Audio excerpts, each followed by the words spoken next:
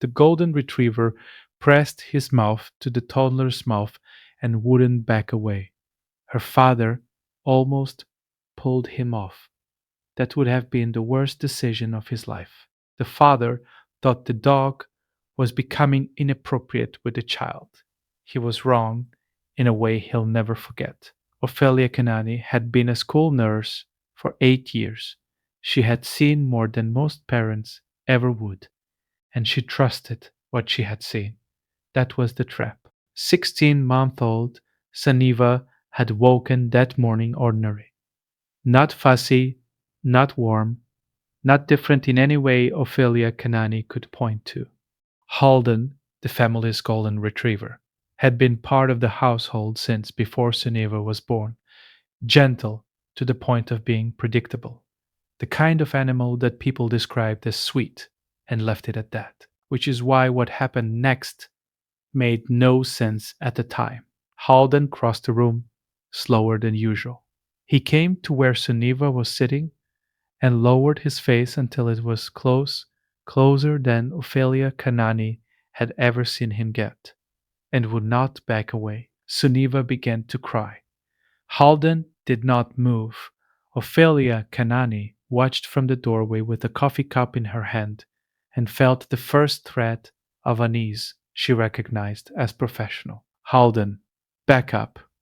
He lifted his eyes to her and stayed exactly where he was. Suniva cried harder. Halden pressed his nose closer, slow and deliberate, and held it there. Ophelia Kanani set down her coffee. In 8 years of schoolwork, she had seen dogs upset children before. She had seen the pattern: stress behavior, resource guarding, overstimulation around a distressed child. She had seen families dismiss warning signs until it was too late. She knew what this looked like. She crossed the room and put herself between them. Halden moved around her. He wasn't growling. He wasn't stiff. But he would not leave Suniva alone. Her husband, Milos, came in from the hallway and watched for 30 seconds. Should we put him in the yard for a while? Ophelia Kanani was already nodding. Her mother-in-law, who had come to help that week, said it from the doorway without being asked. You're right. You can't take that kind of risk with the baby. They had all reached the same conclusion. That felt, at the time, like confirmation. The door clicked shut behind Halden. Suniva stopped crying almost immediately, which felt like proof.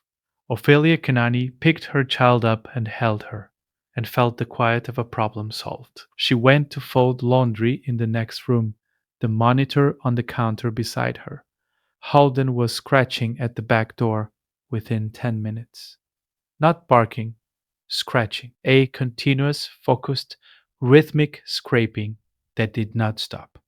Milos let him in. Halden went directly to the doorway where Suniva was, positioned himself at the threshold, and would not move. Ophelia Kanani came to stand beside Milos. She looked at Halden standing at the edge of the room. She looked at how still he was, how focused. In 8 years, she had learned one thing above all else about children in trouble. The silence that follows distress is not always peace. She went to Suniva. The color was wrong. Not dramatically, not the gray she knew to fear, but off. She touched the small hand. She touched the small forehead. She was already reaching for her phone before she finished forming the thought. The number she got back was not what she had prepared herself for. Throat, swelling to 60% closed, tryptase levels through the ceiling. If you stay for stories about what animals sense before we do, you're in the right place. Subscribe so you don't miss the next one. Dr. Ansel Vukovic, pediatric allergist at Blackwood Children's Medical, was the one who explained it. Another 8 minutes, and her airway shuts completely, she said. You brought this child in exactly when you did. Whatever made you check. Trust that next time. Ophelia Kanani did not answer for a long time.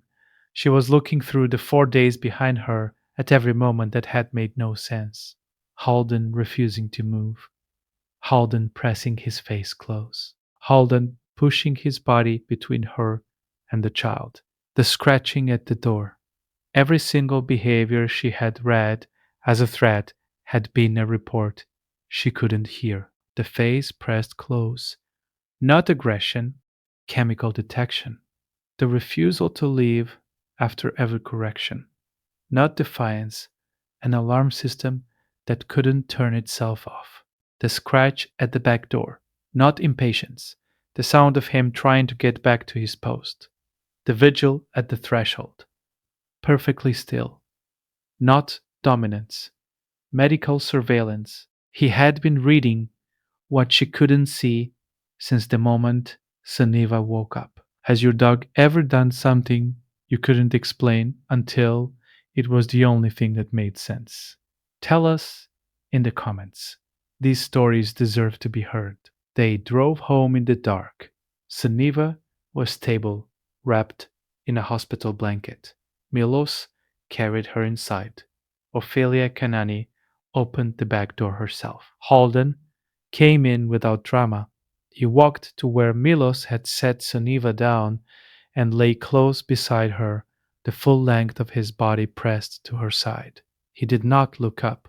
He did not perform relief. He put his chin on his paws and exhaled once, long and slow, and stayed exactly where he had been trying to stay for 4 days. Every guardian deserves to be recognized, even the ones who never asked for anything in return.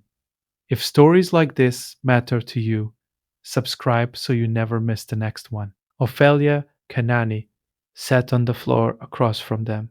She did not reach for her phone. She did not move to the kitchen.